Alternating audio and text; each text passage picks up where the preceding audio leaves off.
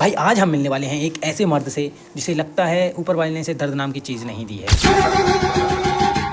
समझ रहे हो उसकी ये वाली पावर कहाँ से आई है? अरे भाई सोचो अगर गलती से भी ये पंच इसके मुंह पे लग जाए तो क्या हुआ? ओ अरे अरे अरे भाई यार इसको क्यों पेला?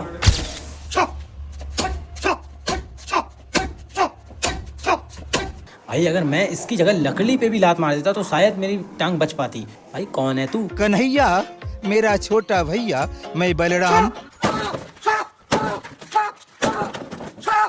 सोचो अगर इस कुर्सी पे तुम्हें बिठाला जाए तो इमेजिन करो तुम्हारे आंट बच पाएंगे? हैं सुबह सुबह तो आलू चाट। ओके कल से मैं भी खाऊंगा ताकि मैं। लेकिन भाई छा का क्या मतलब है?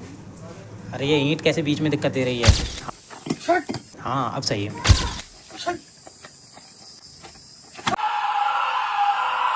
तुम्हें क्या लगा हाथ टूट जाएगा? ना ना ना ना, ना बंदा तो देसी